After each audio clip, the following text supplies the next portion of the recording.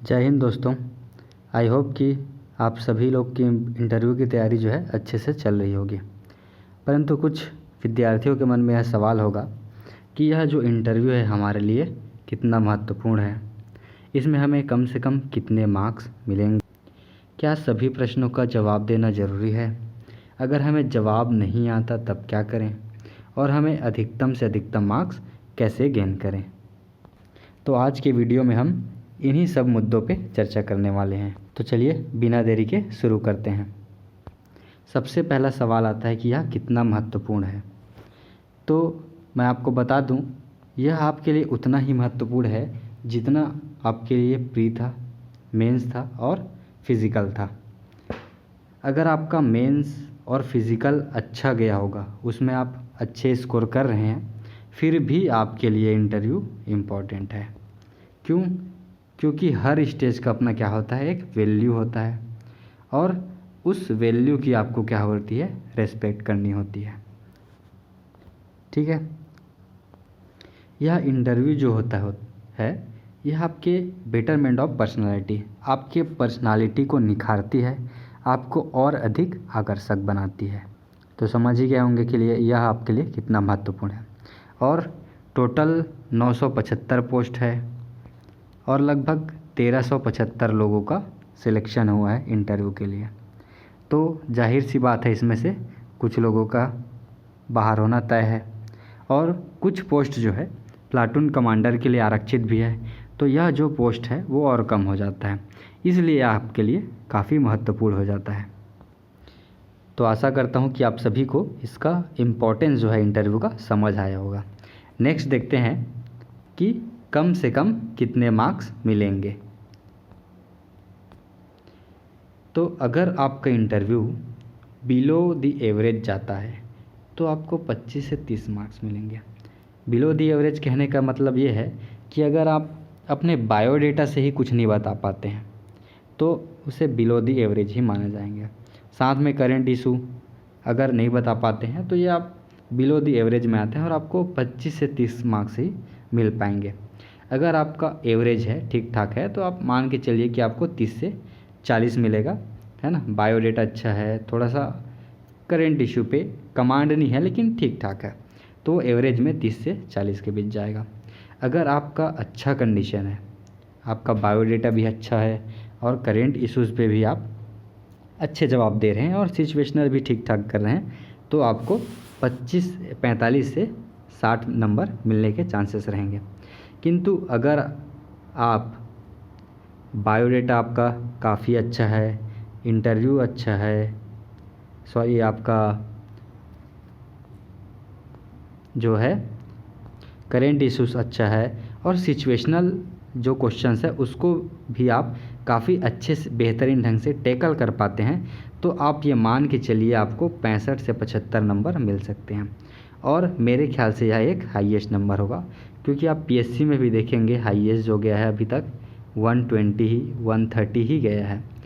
पूरा में पूरा मार्क्स किसी को नहीं देता, आप चाहे कितनों भी अच्छा बता लें, और बेस्ट जैसी कोई चीज़ नहीं होती है, उन लोग आपको कहीं ना कहीं से फंसा देंगे ही। नेक्स्ट है, क्या सभी प्रश्नों का जवाब देना ज़रूरी है। तो इसमें आपके पास दो कंडीशन आते हैं। पहला आपसे पूछा जाता है फैक्चुअल क्वेश्चंस और दूसरा होता है सिचुएशनल क्वेश्चंस। तो अगर आपसे फैक्चुअल क्वेश्चन पूछे जाते हैं तो आप सॉरी बोल सकते हैं कि सॉरी सर, मुझे इसके बारे में जानकारी नहीं है। लेकिन अगर आपको सिचुएशनल क्वेश्चन पूछे जाते हैं तो you must have to answer, आपको आंसर करना ही पड़ेगा, क्योंकि वह एक सिचुएशन है। फैक्चुअल तो याद होते भी हैं, नहीं भी होते हैं, उसमें कोई दिक्कत नहीं रहता है, लेकिन सिचुएशनल क्वेश्चंस को आपको आंसर करना ही पड़ेगा। और अगर कोई क्वेश्चन है जिसके जवाब आपको नहीं आते हैं तो आप सोचने में समय व्यर्थ ना करते हुए सॉरी बोल सकते हैं, या ऐसा भी नहीं करना है कि उसके बारे में आपको पता नहीं है और कुछ बोले जा रहे हैं और बीच में आपको याद आ रहा है कि आप गलत बोल रहे हैं और बीच में सॉरी बोल रहे हैं, तो वो आपको काफ़ी वियर्ड लगेगा, है ना। तो आप इसे शुरू में ही सॉरी बोल सकते हैं। नेक्स्ट देखते हैं, अधिकतम मार्क्स कैसे गेन करें। सभी विद्यार्थियों के मन में यह सवाल होगा और सभी इसके लिए जी तोड़ मेहनत भी कर रहे होंगे कि हम ज़्यादा से ज़्यादा मार्क्स कैसे लेके आएँ। खासकर जिन विद्यार्थियों का मेंस में भी कम नंबर होगा और फिज़िकल में भी थोड़ा कम होगा, उनके लिए यह इंटरव्यू जो है काफ़ी इम्पोर्टेंट हो जाता है, क्योंकि एक नंबर से ही आपका जो रैंक है वो काफ़ी पीछे हो जाता है। तो आपके लिए यह बहुत ज़्यादा ही इम्पोर्टेंट हो जाता है। तो आपको ये समझना होगा कि ये जो इंटरव्यू है, it is the game of awareness, कि आप अपने बारे में और अपने आसपास के जो चीज़ हैं उनके बारे में आप कितने अवेयर हैं। खासकर आपका बायोडेटा, करेंट इश्यूज़, है ना। और अगर आप SC ST OBC से हैं तो इनसे आपको अलग से क्वेश्चन बनेंगे। तो सबसे पहले बायोडेटा।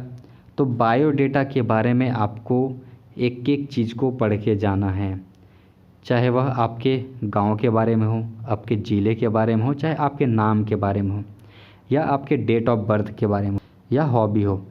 हर एक चीज़ की बारीकी से डिटेल में पढ़ के जाना है, क्योंकि मैक्सिमम क्वेश्चन जो बनेंगे आपका बायोडेटा से ही बनेंगे। कुछ क्वेश्चन आपके करेंट इशू से बनेंगे, है ना। जो तत्कालीन कोई घटना घटी है उसके बारे में आपको अवेयर रहना पड़ेगा और उसके बारे में आपको आंसर भी करना पड़ेगा। और कोई बड़ा मुद्दा है, उसके पॉजिटिव और नेगेटिव दोनों पक्ष में आप क्या है अपने आंसर तैयार करके जाइएगा। और SC ST OBC से अलग तरह के सवाल बनते हैं। जैसे आप SC कैटेगरी से हैं तो गुरु घासीदास जी के बारे में आपसे क्वेश्चन पूछा जाएगा, मिनी माता के बारे में, गिरौदपुरी के बारे में, देवदास बंजारे के बारे में आपसे क्वेश्चन पूछा जाएगा, है ना। और अगर आप ST हैं तो ST के पिछड़ापन का कारण पूछ सकते हैं, ST से फेमस व्यक्तित्व के बारे में पूछ सकते हैं, शहीद वीर नारायण सिंह के बारे में पूछ सकते हैं, गुंडाधुर के बारे में पूछ सकते हैं, संवैधानिक प्रावधान पूछ सकते हैं। और वही चीज़ जो है OBC के लिए भी लागू होता है कि क्रीमी लेयर क्या होता है, नॉन क्रीमी लेयर क्या होता है, संवैधानिक प्रावधान क्या है, OBC आयोग, SC आयोग, ST आयोग, ये सब आपसे पूछे जाएंगे। अगर आप इन चीज़ों को कर लेते हैं तो आप बेहतर मार्क्स गेन कर सकते। आई होप कि ये वीडियो आप लोगों को पसंद आया होगा। अगर वीडियो पसंद आया होगा तो लाइक कर दीजिए, चैनल को सब्सक्राइब कर दीजिएगा और अपने दोस्तों के साथ शेयर भी कर दीजिएगा। मिलते हैं नेक्स्ट वीडियो में, तब तक के लिए आप सभी को वीडियो में बहुत बने रहने के लिए आप सभी का बहुत बहुत आभार। Thank you so much guys.